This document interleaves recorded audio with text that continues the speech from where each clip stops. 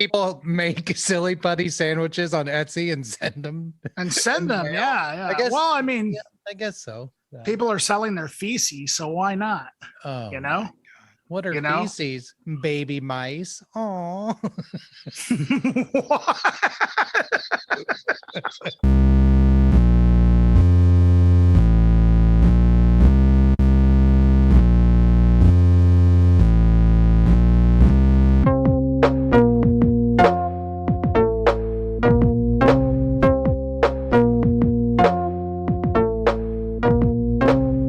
I suppose now would be as good a time as any to say that, we're actually hosting a podcast.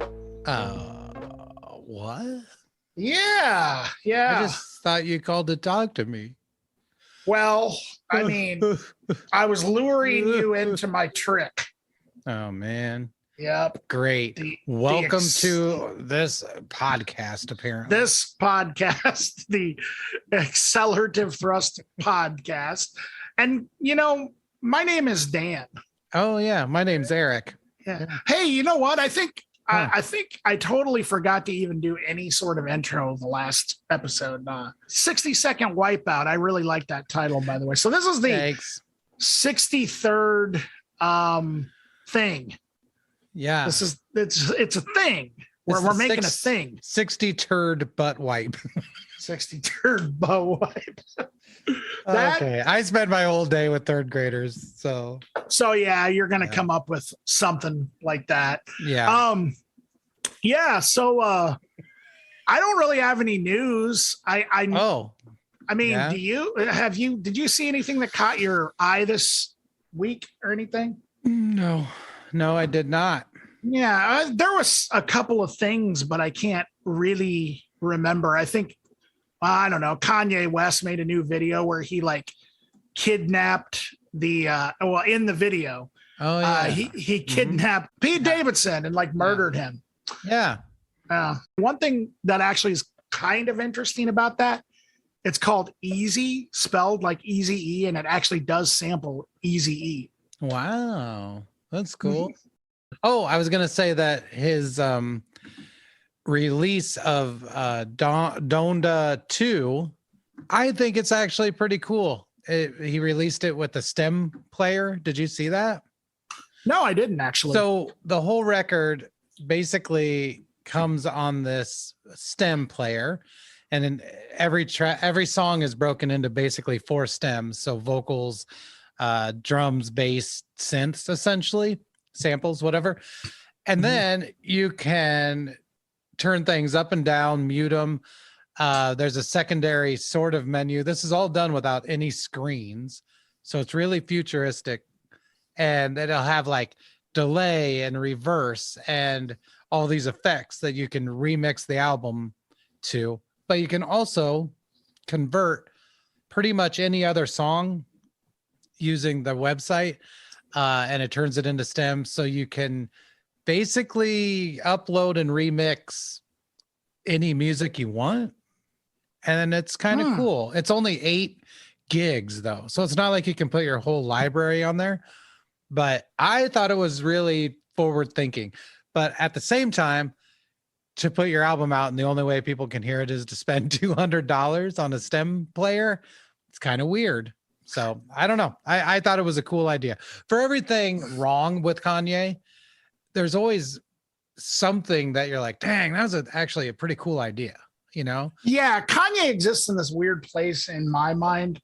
He talks himself up a lot as being sort of this innovative genius when it comes to accessing new technology and ideas within the hip hop genre, or even just whatever musical genre that he's concerning himself with.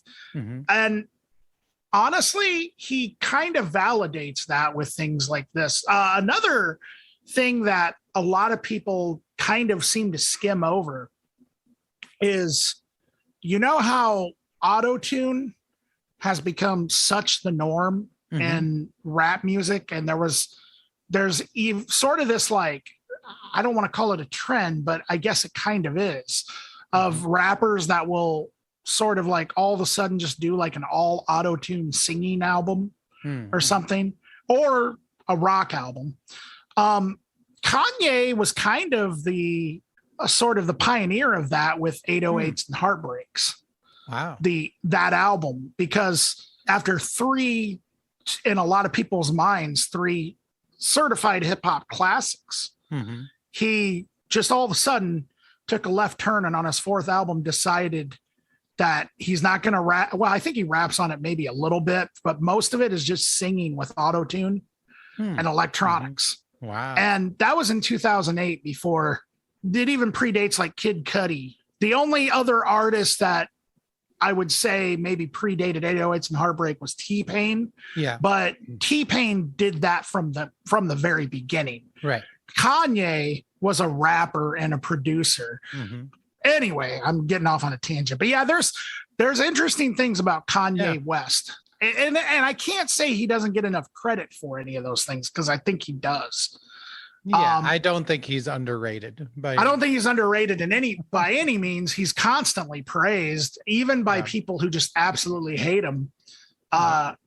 They still can't deny the impact that he's made on, like, particularly mainstream hip hop. He actually, I think, made it possible for like groups like Atmosphere and Sage Francis to kind of have like an audience by being more, for lack of a better term, emotional within their music, even if it was just only in an underground setting, like, or even like Aesop Rock or something. Like Kanye West was kind of the first like mainstream rap artist that kind of said, you know, we don't always have to be, you know, super masculine. We can also be a little, you know what I mean? Yeah, kind of within the mainstream anyway. Yeah. So I have a respect for Kanye, but I also recognize how, I don't know. I do recognize what's wrong with him in terms of just kind of some of the statements he makes. Yeah. Well, yeah. I mean, his job is to make music and make people talk about him. Exactly. And he does both really well. Very well. Like, what's the difference? You know what I mean? Like, if your job is to create controversy, then that's your job. Well, it makes me wonder how many super, super duper big critics of Kanye will turn around and then just put on a Morrissey record, because you know what I mean. We talk kind of about how Morrissey's just a jerk too. If I were to go around and nitpick at every artist that I think is a piece of shit that I like, then my CD collection would probably be like at least 60% less than it is. Yeah, and I actually went the other direction. I only listen to music by people that I think are problematic and real assholes and total pieces of shit. Like, if someone's just normal or nice, I'm just like, no, like, forget this shit. Like, music is supposed to be controversial. It's supposed to, you know, be irreverent and at its core, it should destroy families. And that's kind of how I feel about music. So yeah, if it's not breaking down society as a whole or helping contribute to its demise, then I don't really see the point. That's true. What's culture without a good family destroyer? Yeah. And everyone at this point should pause the podcast and listen to "We Destroy the Family" by Fear, because it's a really great song. And yeah, it's anti-family, which, I mean, everyone should be. So yeah, we got some records to talk about. Sure do. Yeah. All right. Let's do it. Let's get this thing started. So the album that I went with was from this band called The Mind. And the name of the record is "Open Up the Window and Leave Your Body."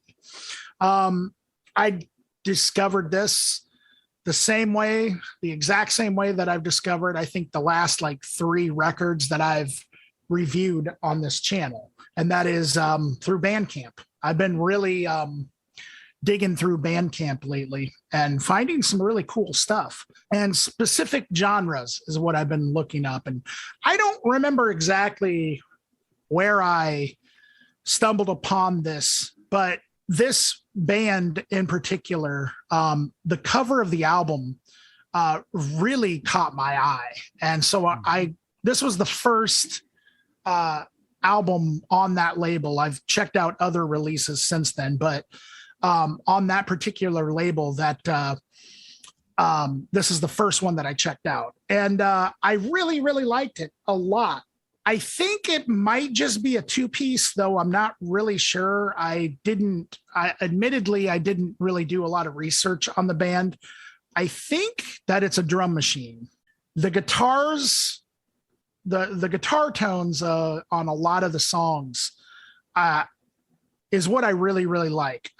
It's got a fuzziness to it, kind of like almost maybe Big Muffish, which kind of adds like this shoegaze element to it, but that's totally not what everything that's going on here at all. There's also some really cool sounds that kind of, I feel, are added to the background. They're there for a reason, because they really add depth and texture to the music, I feel, which sometimes, I mean, when musical acts or bands or whatever do that, it's kind of just to make noise. And I kind of feel like the way that this band did that really added something to the music. A lot of it's kind of bass driven. I would say there's definitely like a gothic element. The voice is very haunting, and just adds such a rich texture to the music, I think. It's pretty dark.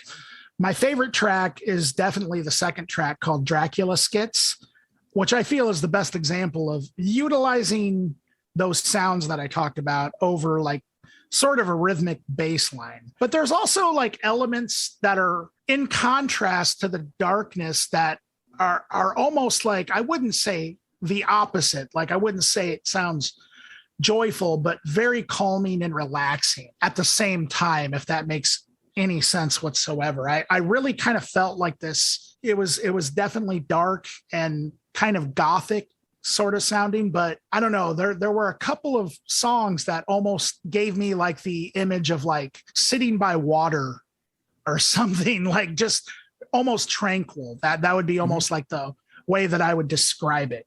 Particularly, there's a couple of instrumentals on here that are like that. If I were to really sort of compare this to anyone, I would say like it seems like maybe the biggest influence here would be Bauhaus on a lot of the stuff, but I would also say like The Cure and My Bloody Valentine, but also there's quite a bit of like sort of noisy guitar, which I could hear like some Sonic Youth kind of coming from the influences as well. So yeah, I mean, I think that if you like dark gothic stuff, like all the bands that I mentioned, I would say the singer's voice definitely has hints of like, say, Carrie Brownstein from Slater Kinney. I would say like even like elements of something like Cat Power. I don't know, maybe Mazzy Star, just, you know, stuff like that. It's really, really good stuff. I really, really enjoyed it. So Eric, it sounds like you may have somewhat of a different take on this record than me. What the well, what did kinda, you yeah, it's fun. It's always fun to me when we have different experiences listening to something, you know. Sure. I think it's really cool. I also really liked it a lot. But yeah, the elements that I heard are not unlike what you said. They're just slightly different.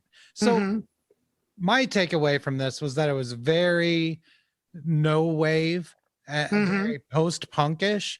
Tuxedo Moon or A Certain Ratio or Section 25, real no wave stuff, which is generally sparse, minimal. It was very ethereal at times, like you said.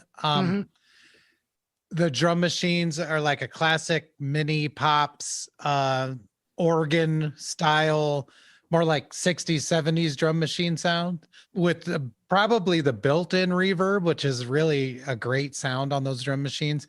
Very bass forward. The thing about this is as I describe it, fans of a specific band will say, hey, wait, this is starting to sound like something. And it is. This is big Young Marble Giants vibes. And I know I've been telling you, Dan, to listen to the Colossal Youth record for like a long time. Sure. But this honestly could have been the new Young Marble Giants record, even though they only have one. Like if they came out with this, whatever, 40 years later and said, here's our new album, not only would I believe it, but I would love it.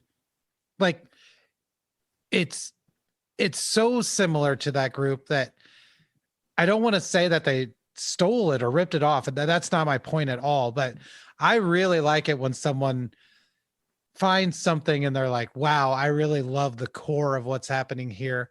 Let's take what we like from this and build on it, which is exactly what it feels like what the Mind did. Now, there's a good chance they've never listened to Young Marble Giants.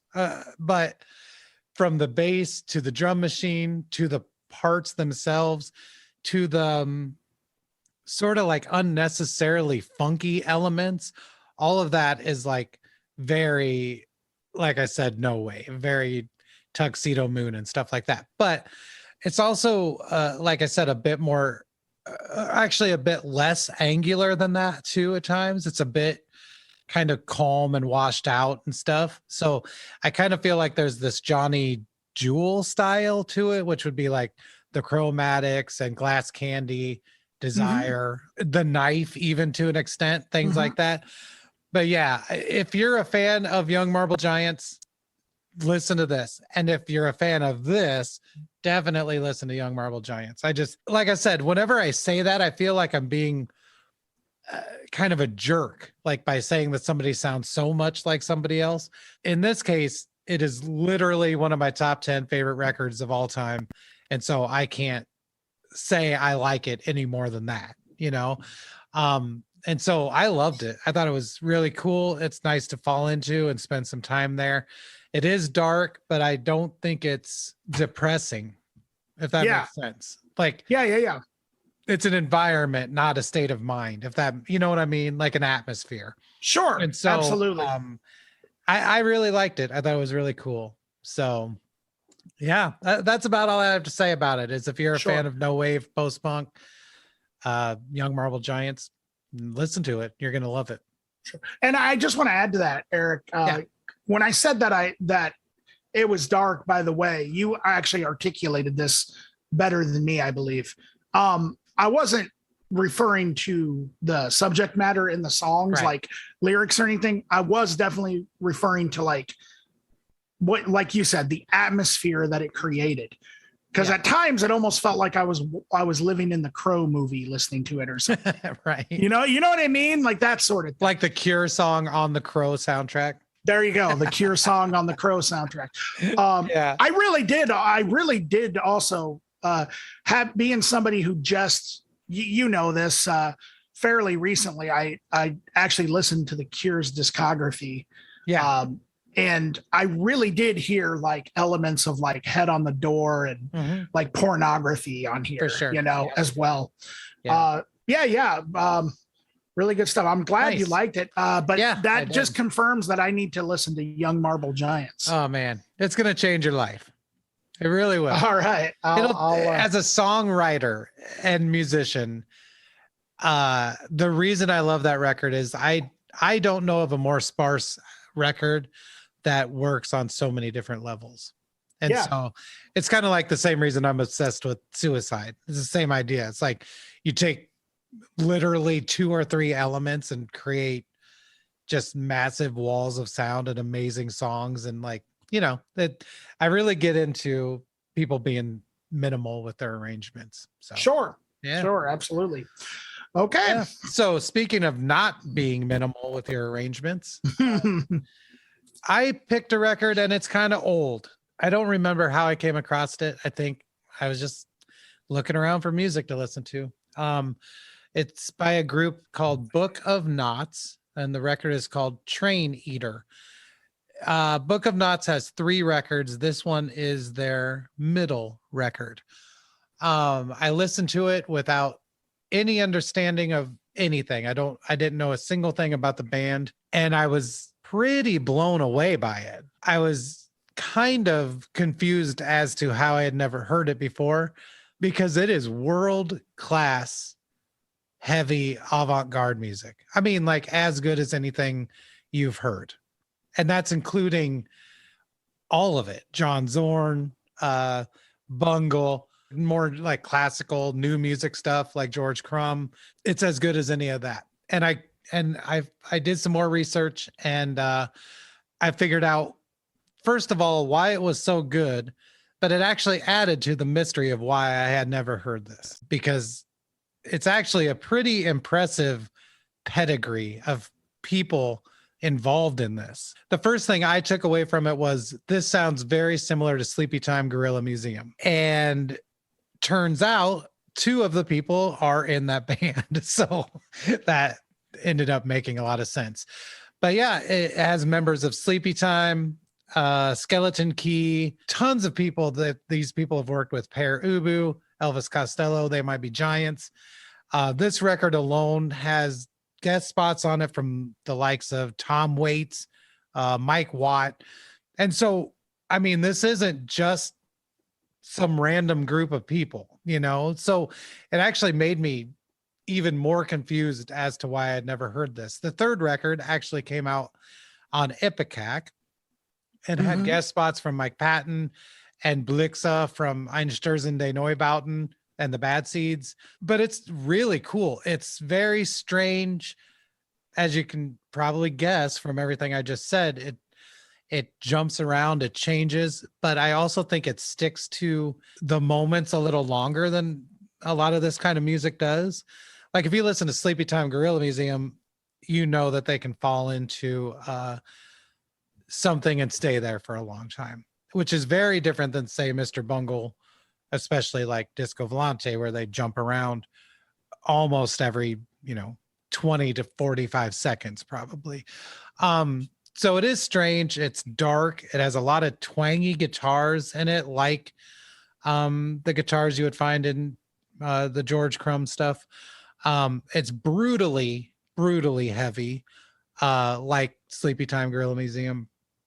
It's very jazzy, crazy atmospheric. I mean, it literally sounds like someone recorded empty rooms and just cranked that on there. I mean, it's just atmosphere. Like I said, it does obviously sound like Sleepy Time, but it sounds a bit like Swans, Naked City, PJ Harvey. And yeah, the funniest thing about it is like, I had never heard of this group. I've never heard anyone talk about it that I remember, even though I would probably bet money that my late friend Sean absolutely told me to listen to this at some point. But so I didn't know about this group. On Spotify, they have 154 monthly listeners. Like, that's not that many, So not a lot of listeners. I don't know. And I've never heard you talk about this, Dan. I've never heard other people that should be talking about this. Our shitty friend Chuck, me. Like this is the kind of thing all of us should have found out about in 2007 when it came out. Noah, I'm surprised Noah has never talked about this. And so I know that we don't have a ton of listeners, and I know the listeners we do have, a lot of them are our friends, and we do share similar taste in music. So from me to you as your friend, you got to listen to this if you like any of the stuff that we obviously are prone to review on this podcast. This fits beyond perfectly. This is kind of the crux of what we do here, could be encapsulated in my mind with this record. I know that's a big statement, but I really can't say more about it. So what do you think, Dan? Yeah, this was really, really mind-blowing in the same way that I thought the same exact thing. How come I had never heard of this? My former bandmate and best friend Travis, he's another one who would totally be into this. This is the first time. And I know people who loved Sleepy Time Gorilla Museum. So when I found out the connection there with Para Obu, that was just completely mind-blowing to me. And also knowing that, the last record came out on Ipecac.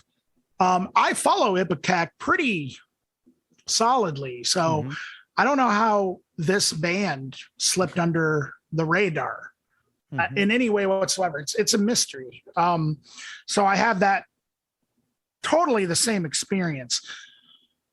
It was really, really awesome. Definitely all those elements that you mentioned from the Mr. Bungle, Tom Waits. I would definitely say it has the ballistic nature of like early Swans and Butthole Surfers a little bit too, or Cows even. It's also like one of the things that I really liked about it. It seemed to be pretty thematic. I don't know if you heard this or not, but it seems like there was a constant theme of like industry, like kind of going on. I don't know. Maybe I am sort of wrong on that, but there seemed to be like some lyrics kind of about like jobs or something like going on there, which I thought was really, really interesting. The first track threw me off. I'm assuming, well, there's definitely like different singers on different tracks, but the first track threw me off because the singer on that track didn't sound like any of the other singers to me at all. There was like a high pitched voice that honestly, it kind of reminded me of like Geddy Lee in an avant-garde band. It was really, really interesting. So I was just like, whoa, this is really weird. And then next thing you know, there's a female vocalist, which you mentioned the PJ Harvey element. And then I was like, some of the voices on here sound like Tom Waits. In fact, the music sounds like Tom Waits. Oh, it is Tom Waits. And then there's another guy whose vocals to me sound almost identical to David Yao or the singer from Cop Shoot Cop, like almost identical. To the singer of Cop Shoot Cop. It's crazy. In fact, I wonder if it was the singer of Cop Shoot Cop. It could be. Who knows? It very well could be. And it's some of it sounds in a interesting way. Like I think this record came out in 2007. Some of it sounded purposely almost like it was supposed to. And this is what I mean by it almost sounds like maybe there was a concept going on with like old industry or something, because some of the music, and I think this was by design, sounded like it was a little out of time, like, like a Tom Waits record or something, you know what I mean? Like when you hear like, there's definitely I heard a very huge Tom Waits influence on this whole thing, honestly. But I also heard the heavier stuff as well. And it seems to me like that kind of went hand in hand with the concepts that I was kind of hearing about, like industry or an industrial landscape or something. I don't really know. And so like even the sounds almost put you in mind of working at a factory or something. I kind of think they were kind of trying to convey that. At least that's what I kind of heard, and I thought it was excellent. I thought that like, I can't think of any other band that really communicated that through sound better than this. And I definitely hear the Naked City element. This is, I will say though, it's challenging as hell at times where it was just really like I was just like, wow, this is and all the good ways. It was not challenging in a bad way. It was I just want to, it is not for the conventional music listener at all. Like you were saying, it's super duper avant-garde. And it's even to the most like avant-garde trained listener, I feel like this could be, just a really challenging listen. Like there's a lot of things happening that have absolutely nothing to do with like convention at all. Mm-hmm. And that's honestly one of the reasons why I really like it a lot. Right. Me too. And when you say challenging, for me, the word being a fan of this kind of crappy music. No, I'm just kidding. A fan of this kind of music. I would say surprising. There you go. That probably is a better. Like there were moments where I was like, no fucking way. Right. Yeah. And that's an amazing experience to have as a music listener when you literally can't believe what you just heard. That's absolutely. a big deal, and this has it in spades. Well, and like the first track, I thought that like the first like 30 seconds almost had like this almost like electronic sound to it. Yeah. And then it just completely like changed like course. And then the next thing you know, like there are some songs that sound like maybe it was just like a banjo in a box or something, like beating on a box. Mm-hmm. But it was like using that description, you can kind of try and guess in your head what that's going to sound like. And I can assure you, it doesn't sound like what you think in your head that it would sound like. They found a way to just make everything so surprising is definitely a better way to put it than challenging, for sure. Well, I like both words. I just so I don't want to discourage anyone from listening to it by saying challenging, but it is definitely like, it is definitely for, I think, a type of music listener. Mm-hmm. And I wouldn't put it on every single day. But if I do want something that is going to make me have to actively listen to it and have an experience listening to music, then I would definitely put this on. Absolutely. Could you imagine seeing this live? No, I can't. I think it would be amazing. And I think so too. It would be in the realm of some of these groups, which I have missed concerts by them and regret them terribly. Mm-hmm. Like the time Sleepy Time played here in Iowa, and like most of my friends went, and for some reason I didn't, probably social anxiety or some sure that's happened to me. I blew it. The Secret Chiefs 3 was another one that I missed. So, oh wow. Yeah, all those Secret Chiefs played in Iowa City? No, they played at Grinnell. That's where it was. Oh, Grinnell. Okay. Right. Yeah. So wow. Grinnell's had some good shows and I somehow missed most of them. Whatever. I remember Grinnell. That was do they still even put on shows there? Yeah. Oh, really? It's at the college there. Is why they bring weird good stuff in. So keep your eyes out for shows happening in Grinnell. I don't know how it's been since COVID, but definitely for a while there, that was one place to really keep your eye on. So sure. I do also have to say that I am actually regrettably wholly unfamiliar with Sleepy Time Gorilla Museum. Oh, I've heard of them in name only. I actually have a friend, an old friend of mine, who was hugely into them, was obsessed with them, and he was not into like. I tried playing him Disco Volante. He didn't like it. I tried playing him like Naked City. He hated it, but he was really into Sleepy Time Gorilla Museum. Yeah. For some reason. Like the opening of the record of Natural History, the first 20 seconds of that album are probably the most afraid I've ever been starting an album. Really? Oh yeah. Like I was, wow. It is terrifying. And it's so good. I mean, I think Sleepy Time's amazing. Just freaking amazing. So I don't talk about them that much because in my mind, it's like, they're just so awesome that it's not even worth bringing up. Yeah. But this was definitely for me a big surprise and totally I just loved it. Cool. Good stuff. Yeah. Cool. All right. So something a little more straightforward. This week we're going to review the new record by Good Habits. It's called Full Grown. It just came out. Good Habits has been around for a long time, and as far as I know, this is only the second thing they've put out, and that the other thing was about 10 years ago, so it's been a minute. But yeah, Good Habits is Jeff Mannix, who is just a sweetheart. He's really a cool, nice person. When I'm at shows and I see him, I know that I'm going to have someone to talk to and really enjoy the conversation.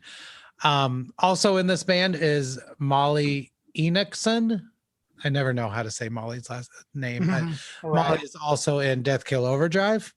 Yep. And then Luke Ferguson plays drums. Luke is also in Lipstick Homicide. So a number of really cool, sweet, nice people from Iowa City. And this is really fun music. This is a really fun record. That doesn't mean it's like saccharine or bubblegum-ish at all. I don't think it's coming from the same place as some other groups that lean a little more towards like pop punk or something. I don't think that's what's happening here, even though I do think it's slightly poppy. It has hooks and it has fun movement to it, but that fun is offset by a really aggressive sound, and especially vocally, they're very snotty and aggressive, and just short of kind of being screamed the whole time or shouted. Very melodic and fun. But yeah, there's another element to this where it's like almost like speed punk, or like back in the day, I would have even called it kind of skate punk, where it's like thrash fast, but it's definitely not mid-tempo either. Like this is stuff that moves along at a really good clip. But yeah, there's elements also of indie kind of garage rock stuff too. And that mostly for me manifests in sort of, I don't want to say there's meandering parts, but sort of like during a verse where things are sort of lying there and there's vocals on top of them. And that's the role that they fill. That's the way it's supposed to be. But in that space, there's a lot of kind of noise and tone and guitars enveloping themselves and things like that, which I think is really cool. And it's something that came up during, that more like indie garage rock moment that was happening, I don't know, some years ago, where people weren't afraid of noise. They let things ride. They let feedback and reverb and things happen during the songs. And I think that happens here too. So even though it's fast, there are moments where it also like just relies on itself too, that's kind of hard to explain, but I think when you listen, that would make sense. The bass and guitar tones, I think, are really cool. Molly's bass tone is so cool and it's so fuzzy at times. I just love it. But that bass tone with the high sort of screamed vocals actually reminded me a bit of an Iowa band, House of Large Sizes. I don't know. So if you're friends with them or fans of them, you might hear some elements of that. I don't know how much they might have influenced the group, but yeah, especially the bass tone, just big, fat, fuzzy bass through the whole thing. And the whole production actually is really good. It sounds thick. The guitars are pretty crushing, they're like front and center. But yeah, the whole production sounds nice. And this was recorded at Flat Black. The layout is pretty cool on the cover. Joe Huerman of Nightmare Imagery did that. And it's a kind of a take. Well, not kind of, it is a satire of Full House, which is funny because the record's called Full Grown, which I just realized when I said that out loud that grown is spelled GROAN. Yeah. But if you say full grown, then it sounds like full grown. Yeah. But yeah, I really enjoyed it. I always enjoy what Jeff does. I always enjoy what all these people do. I don't think they're involved in anything that I've ever thought is phoned in or schlocky or bad on any level. I think they're all a high caliber of sweet, fun people making great music. As far as what this actually sounds like, I always have to compare it to just other bands. Somewhere in the middle of maybe the Strokes and the Dickies and Jawbreaker and the Muffs. I don't know. Like, I really don't know how to describe it. Like, there are moments where things are moving along where I'm like, this just sounds like the Misfits, but I know that's not accurate. So, but it is at its core punk rock, and really well done punk rock. So what'd you think, Dan? Yeah, that everything you said, I completely agree with. The bass tone on here was incredible. The guitar tone was incredible. The speed and ferocity, but also mixed with just really monster choruses, man. Mm-hmm. Like, well-written stuff here. I really enjoyed like I could find myself listening to this a few more times and maybe getting a couple of the songs stuck in my head. Mm-hmm. What I heard a lot of here is like, yeah, it definitely is almost poppy, but not really, because it's got enough noise to it and enough feedback and distortion and just like, I guess, heaviness or sludginess to it to kind of override that in some ways. But that doesn't take away from the really great songwriting that I felt was just throughout this whole thing. Specifically, if I'm going to compare them to like bands, like I heard a little bit of the Stooges going on here, a little bit of the Ramones, some Jay Reatard, Ty Segall, Buzzcocks, and like you said, the Dickies. I heard stuff like that, even like the Misfits, like you said. One band in particular, though, and I'm not saying that they like totally sound like this band or anything like that, but I would say somewhat of a comparison to Mudhoney. And in particular, the singer's voice sounded, he had like a perfect snarl to his voice that Mark Arm also has.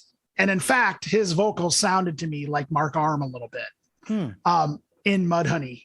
And that sort of like bratty sort of guitar tone, that really sort of heavy, fuzzy, like sludgy, but then also at the same time, like there's definitely some choruses being written, definitely some hooks. That's where I think I would say the Mudhoney comparison for me comes into play, because that's exactly how I would describe Mudhoney as well. And I heard a lot of that because it's just totally like dirty and fun, but I also feel like this was a really heartfelt sound as well that they were going for. And yeah, the recording's excellent.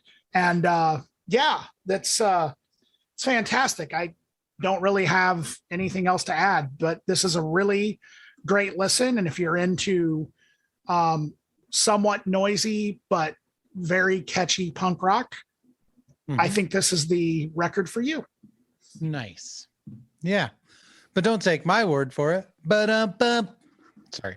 Had to do it. Reading Rainbow. Oh, okay. Here's the thing. You want to hear something weird about Reading Rainbow? Sure. I remember it. Yeah. Vaguely, but I don't remember anything that I'm able to pick up on any references to it. I don't remember it enough. I don't think I really watched it as a kid. Yeah. I don't think I did. Reading sucks. So like, why would you watch that? Well, rainbows are cool. Yeah. That's the only reason I watched it. And the theme song. I like butterflies in the sky and whatnot. Do you remember the show on Nickelodeon called Today's Special? Oh yeah. Shout it loud and clear.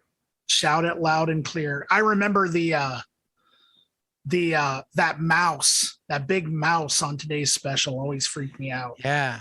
Because Animatronic mouse. Yeah, the mannequins came alive, right? Yep.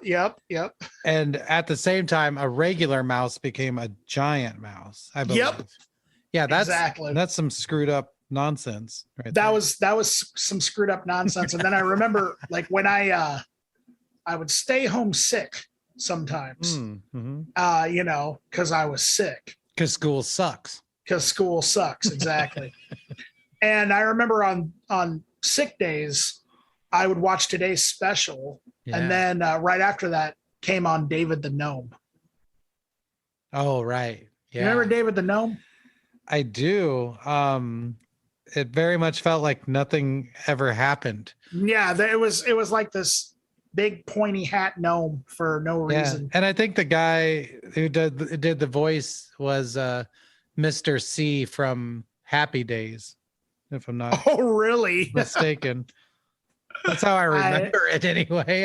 I had no idea. It's only been about 38 years or 35 years, but that's how I remember it anyway. Something along those lines. Yeah, I remember the after school shows were always much more exciting, like Tailspin and stuff like that. Chippendales Rescue Rangers. Yeah. I didn't watch a lot of those. I watched G.I. Joe and Transformers. I watched those too. He-Man and the Masters of the Universe. Yeah, He-Man. Oh, hell yeah. The Masters of the Universe. Oh, it's good stuff. Hey, speaking of shows. Do you like grab your battle cat and come to one of these shows. Yeah. First off, Battle Cat is playing. No, but yeah. So here's the thing. Since we're doing like every other week, I may get confused. Okay. I might repeat myself. I don't know. You're just gonna, as listeners, you're just gonna have to be understanding. Saturday the 19th at Gaslamp, the Savage Freds and Nothing Special. I don't know either of those groups, but it's happening, and therefore you should check it out. The 20th, Sunday, March 20th, it's Blacktop at Wildwood, I'm sorry, in Iowa City. Blacktop Mojo with Non Grata, the 42s, and To Be Determined. Also Sunday the 20th at Gabe's Oasis in Iowa City, Hit Like a Girl with our friends Death Kill Overdrive and Distancing. So that should be cool.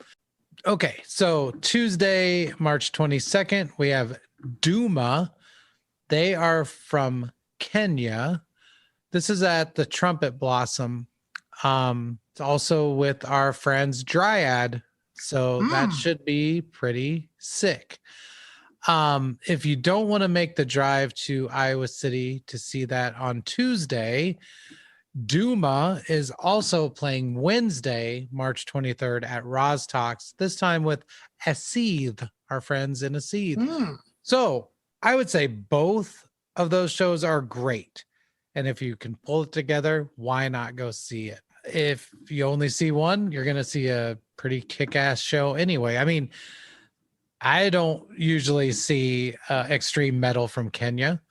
And so I guess maybe you do, and that's good for you, but most of us don't, I don't.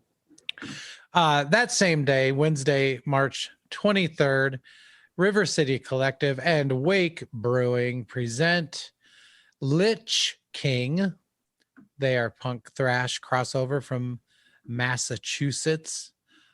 Stone Cutters from Louisville, stoner thrash stuff. Pit Lord, you know them. That's happening at the Black Hawk Room in Moline, Illinois. Wednesday the 23rd, we have at the Gaslamp, The Rumors with Bullet to the Heart. Also our friends, right? The Rumors. So Thursday the 24th of March, Radical Operations, Big B Woods, and Americature. That's at Lefties, live music. And then also at the Raccoon Motel, Thursday, March 24th, we have Wake, Immortal Bird, and Petroleum Coke. And I don't know any of those folks, but I'm sure it's awesome. All right. So March 25th, it's a Friday. Here we are at Roz Talks, and it's Drecka, Timber Rattle, and Aqua Life. Also that day at the Gas Lamp is Anthony Warden and the Illiterati with the host country. All right, March 27th, it's a Sunday. This is at the Gas Lamp. Greet Death, Infant Island, and Glass Ox. Glass Ox is awesome. I don't know the other two groups. All right, so then Monday, March 28th is Beartooth, the Below Tour Part 2. This is at the Val Air Ballroom, and it is with Beartooth. I don't know who they are. Beartooth and Silverstein and the Devil Wears Prada and Era. So that's cool. Oh, wow. Yeah. All right. And then Trumpet Blossom, Monday, March 28th is Amirtha, Kidambi's Elder Ones, and Antifa Horn. So we're starting to get into some of the Mission Creek shows here, I think. So I'll stop there, and because that's going to be a lot of shows, and a lot. Yes. Yeah. So we'll pause there for now on the show calendar and come back on the next episode. That sounds really good. So just chill. Nice. To the next episode. Chill to the next episode. So yeah. What did we learn today, Eric? Oh, I don't know. What did we? Yeah. This has been sort of a moral-less story at this point. It's a very an immoral story. A very an immortal story. Oh yeah, that's what I learned. Yeah. How to live forever. It's a very educational podcast. You know? Yeah. If you also want to learn how to live forever, send $1,000 to me. Yes, there you go. Send It's it to not him. true. It's not true. I don't know. Well, actually, I might live forever. I don't have any proof otherwise. I'm going to do this way. If you send me $1,000, I'll definitely figure out how to live forever just to tell you, if that's what you're paying me for. Yeah. Oh my gosh. I'll learn it very quickly. I don't think I've learned anything today. Not a single thing. Yeah, I don't think so either. Yeah. I learned that there's still good music out there to discover. There's a lot of good music out there. Kanye West still exists. Yeah. Yeah, that's our recap. The world is still here. I do actually think that's important to mention right now. It really is. Yeah, the world is still existing. We're still breathing. Yeah. We're still meat robots inside our bodies. Me and Dan and you, the listener, we all still live and exist and draw breath. So I guess, I don't know, do with that what you will. Circle of life. Yeah. Ladies and gentlemen. Yes.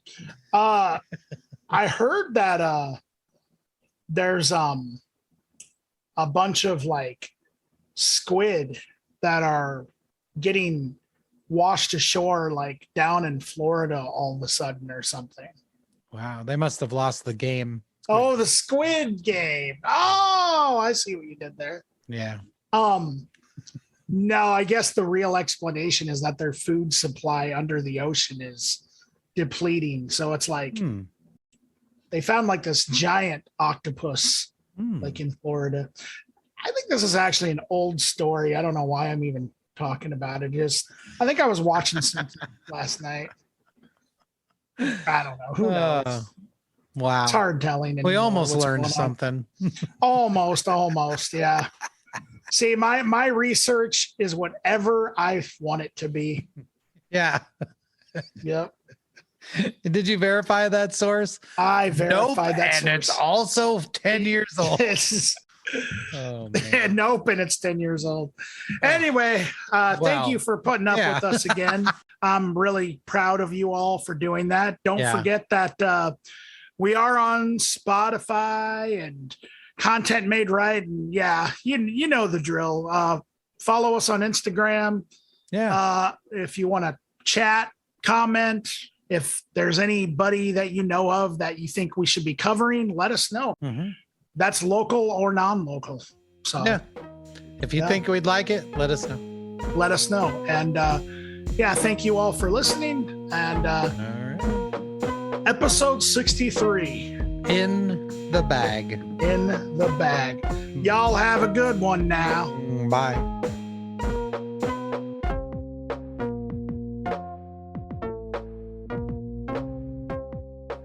I know that we don't have a ton of listeners, and I know the listeners we do have, a lot of them are our friends.